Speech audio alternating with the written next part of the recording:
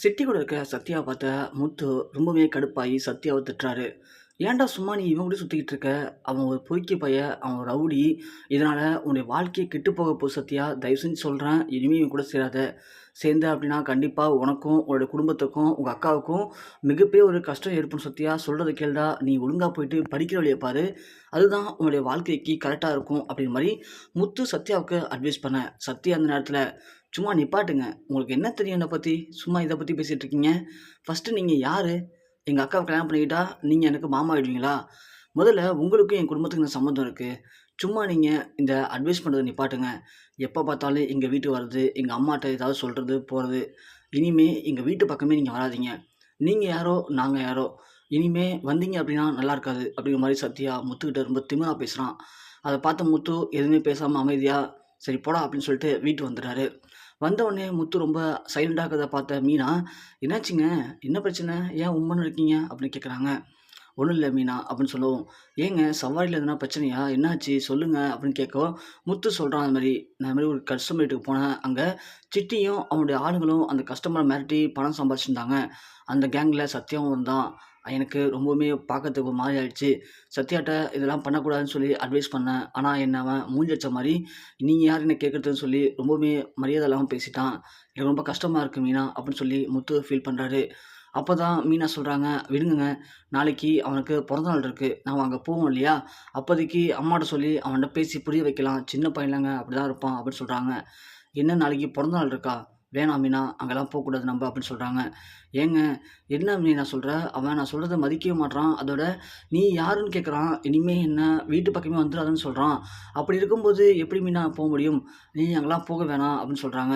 மீனா சொல்கிறாங்க, இல்லைங்க அது அவனுடைய பிறந்தநாள், போகலன்னா தப்பாக நினச்சிப்பான் அப்படிங்கிறாங்க. இல்லை மீனா, எனக்கு பிடிக்கல. ஸோ என்ன மரியாதை இல்லாமல் நடத்துகிற வீட்டில் நான் போக மாட்டேன். அதே மாதிரி என்ன மரியாதை இல்லாமல் நடத்துகிற வீட்டுக்கு நீயும் போகக்கூடாதுன்னு நான் நினைக்கிறேன். அதுக்கு மேலே உன் விருப்பம் மீனா அப்படிங்கிற மாதிரி முத்து மீனாட்ட பயங்கரமாக சண்டை போடுற மாதிரி பேசிட்டு ஏஞ்சி அங்கேருந்து போயிடுறாரு. மீனா ரொம்பவே டென்ஷனாக இருக்காங்க. அப்போன்னு பார்த்து வீட்டிலேருந்து கால் வருது. இது மாதிரி சத்யாவுக்கு பிறந்த நாள், கோவிலில் ஒரு ஃபங்க்ஷன் வச்சுருக்கோம், நீ கிளம்பி வா மீனா அப்படிங்கிற மாதிரி பேசுகிறாங்க. மீனாவால் என்ன சொல்கிறதுன்னு தெரியாமல் ஃபோனை வச்சுட்டு ரொம்பவுமே பதட்டமாக டென்ஷனாக உட்காந்துருக்காங்க. அப்போன்னு பார்த்து ஸ்ருதி ரூமுக்குள்ளே வராங்க. மீனா பார்த்த உடனே ஸ்ருதிக்கு என்னாச்சு? மீனா ஏன் இவ்வளோ சைலண்ட்டாக ஒரு மாதிரி புலம்பிகிட்டு இருக்க மாதிரி தெரியுதுன்னு சொல்லிட்டு நேராக மீனாட்ட வராங்க. மீனா, என்னாச்சு மீனா? ஏன் இவ்வளோ டென்ஷனாக இருக்கீங்க? எதுவும் பிரச்சனையா? முத்து ஏதாவது சொல்லிட்டாரா? இல்லை அத்தை எதுனா பண்ணாங்களா? அப்படின்னு கேட்குறாங்க. இல்லை ஸ்ருதி, அதெல்லாம் ஒன்றுமே இல்லை. எங்கள் வீட்டு சைடில் கொஞ்சம் பிரச்சனை. அதான் என்ன பண்ண தெரியாமல் யோசிச்சுட்டு இருக்கேன் அப்படின்னு சொல்கிறாங்க. என்னாச்சு மீனா? நீங்களே டென்ஷன் அளவுக்கு என்ன நடந்துச்சு? அப்படின்னு கேட்கும்போது, மீனா நடந்த எல்லாத்தையுமே சொல்கிறாங்க. அதனால் இப்போது சத்யாவுக்கு என்னோட தம்பிக்கு இன்னைக்கு பிறந்த நாள் கோவில் வச்சுருக்காங்க. என்னால் போக முடியலன்னு நினைக்கும்போது எனக்கு ரொம்ப கஷ்டமாக இருக்குது ஸ்ருதி அப்படின்னு சொல்கிறாங்க. உடனே ஸ்ருதி சொல்கிறாங்க, மீனா இதெல்லாம் ஒரு பிரச்சனையா? அது சத்யாவுக்கும் முத்துக்கும் உள்ள பிரச்சனை. இது சின்ன பையன் ஏதோ தெரியாம பேசியிருப்பான். இதெல்லாம் நீங்க ரொம்ப பெருசா எடுத்துக்கிட்டுலாம் போகாம இருக்கக்கூடாது. முத்துவ கூப்பிடுங்க. முத்து வந்தா சேர்ந்து போங்க. இல்ல அப்படின்னா முத்துவ விட்டுட்டு நீங்க மட்டுமாச்சும் போயிட்டு வாங்க. அதுக்காக போகாமலாம் இருக்கக்கூடாது மீனா. ஏன்னா, அது உங்களுடைய தம்பியோட பிறந்தநாளு. அப்படி இருக்கும்போது நீங்க போகல அப்படின்னா, யோசிச்சு பாருங்க.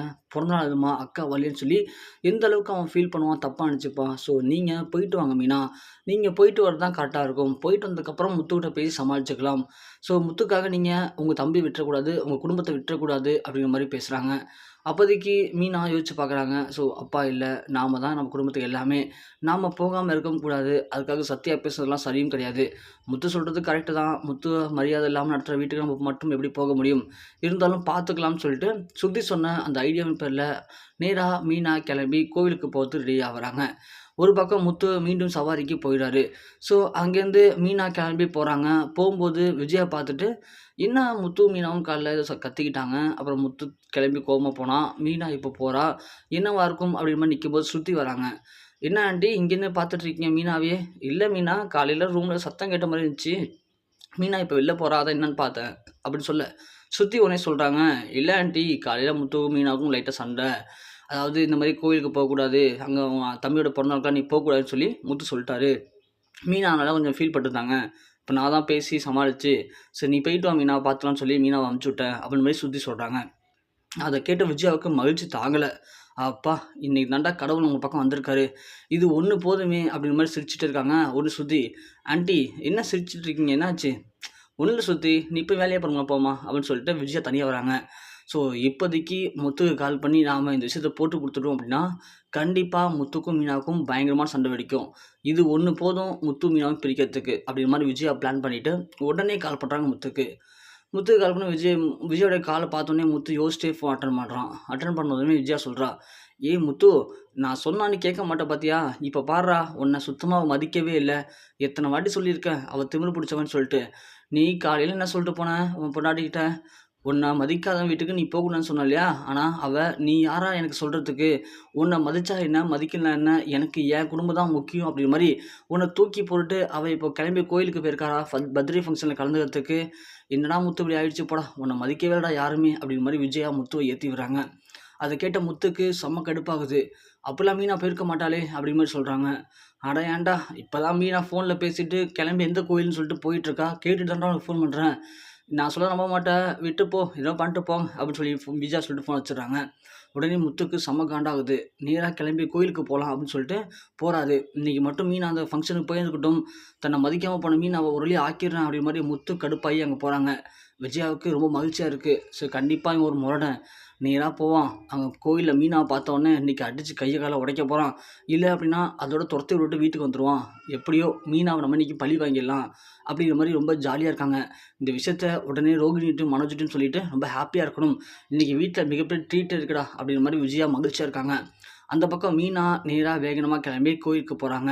ஸோ கோயிலுக்கு போயிட்டு அவங்க அம்மாட்டயும், தம்பிகிட்டயும் பேசிட்டு, அங்க என்ன பேசுறாங்க அப்படிங்கிறத நமக்கு காட்டாம இருக்காங்க. ஸோ பேசிட்டு 2 பேரும் இல்லன்னு சொல்லி மீனா கைய பிடிக்கிறாங்க. இல்லன்னு சொல்லி மீனா திரும்பி வராங்க. திரும்பி யோசிச்சுட்டே வரும்போது, அங்க இருக்கிற கோயில் ஐயர் இருக்கார் இல்லையா? அவர் சொல்றாரு, அவர் வந்து கூழ் குடுத்துட்டுருக்காரு. அந்த நேரத்தில, "மீனா, கொஞ்சம் நில்லுமா. இந்த கூழ மட்டும் கொஞ்சம் குடும்மா. நான் கொஞ்சம் வெளியில வேலையா இருக்கு. போயிட்டு உடனே வந்துர்றேன்னு" சொல்றாங்க. மீனாவும் வேற வழி இல்லாம அந்த இடத்துல நின்னு அந்த கோயில் பூசாரி சொன்ன மாரி கூழ எல்லாருக்கும் குடுத்துட்டுருக்காங்க. அப்பதான் முத்து என்டர் ஆகுறாரு. இது ஒரு பக்கம் கோயில்ல கூழ் குடுத்துட்டுருக்காங்க. அந்தாண்ட ஒரு பக்கம் சத்யாவோட பர்த்டே ஃபங்ஷன் போயிட்டுருக்கு. முத்து உள்ள என்டர் ஆகும்போது கரெக்ட்டா பார்க்குறாரு, மீனா கூழ் குடுத்துட்டுருக்காங்க. ஸோ இதெல்லாம் வச்சு பார்க்கும்போது முத்து வந்து செம்ம காண்டாயிடுறாரு. மீனா அவருடைய தம்பி பர்த்டே ஃபங்ஷனுக்காக கூழ் குடுத்துட்டுருக்கா. அப்போ என்ன மதிக்கவே இல்ல அப்படிங்கிற மாரி செம்ம கடுப்பாயிட்டு, அங்க போறாரு மீனாட்ட சண்ட போடலான்னு சொல்ட்டு. அப்போதைக்கு பார்த்து மீனாவுடைய அம்மா பார்த்துறாங்க. ஸோ பார்த்துட்டு நேரா ஓடி வராங்க. ஓடி வந்து முத்துக்கிட்ட, "மாப்பிள, மாப்பிள, என்ன மாப்பிள நீங்க வந்திருக்கீங்களா? வாங்க மாப்பிளன்னு" சொல்லி கூப்பிடுறாங்க. அப்போ முத்து நடந்த எல்லாத்தையும் சொல்றாரு. "இது மாரி உங்க பையன் என்ன அந்த அளவுக்கு என்ன மரியாதை இல்லாம பேசுறான்.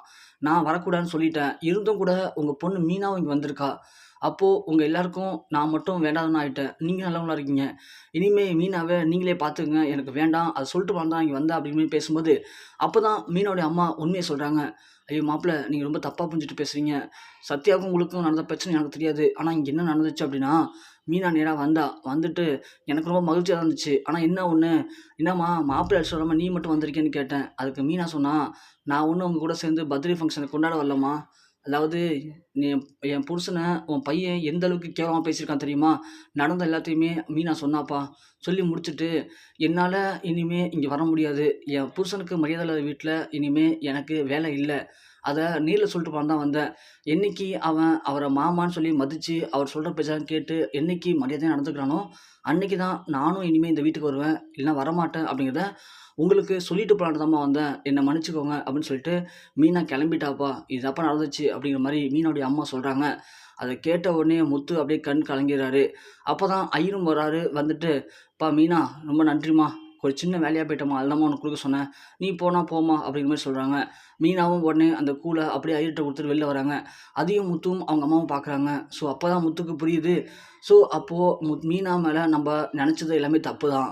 ஸோ மீனா நமக்காக தான், நம்ம சொன்ன வார்த்தைக்காக தான் கரெக்ட்டா இருக்கா. நாம தான் தப்பா நெனச்சுட்டோம்னு சொல்லிட்டு நேரா மீனாட்ட போயிட்டு கட்டி புடிச்சு அழுவுறாரு.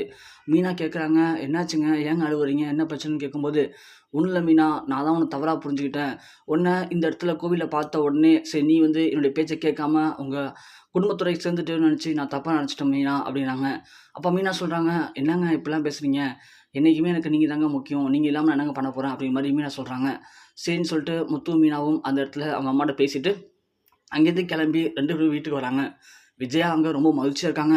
முத்து மட்டும் வரப்போறான். இன்னைக்கு மிகப்பெரிய ஜாலி இருக்கு. முத்து வந்து அவங்க அப்பாட்ட சொல்லி ஃபீல் பண்ணும்போது, இன்னைக்கு குடும்பமே ஜாலியா என்ஜாய் பண்ணலாம் அப்படிங்கிற மாரி விஜயா ரொம்ப ஜாலியா உட்காந்துருக்காங்க வீட்டு வாசல்ல எதிர்பார்த்துக்கிட்டு. பார்த்தா அதே மாரி முத்துவும், மீனாவும் சேர்ந்து வராங்க. சேர்ந்து வர்றத பார்த்த உடனே விஜயாவுக்கு செம்ம கடுப்பாகுது. என்னடா இன்னைக்கு 2 பேரும் அடிச்சுக்கிட்டு யாராவது ஒரு ஆள் தான் வீட்டுக்கு வருவாங்கன்னு பார்த்தா, 2 பேரும் சேர்ந்து ஜாலியா சிரிச்சு பேசிட்டு வராங்களே! அப்படின்னு ஒண்ணுமே புரியாம குழப்பத்துல விஜயா என்ன பண்றதுன்னு தெரியாம தவிப்புல உட்காந்து அப்படியே பார்த்துட்டு இருக்காங்க. முத்து, மீனாவும் உள்ள வராங்க.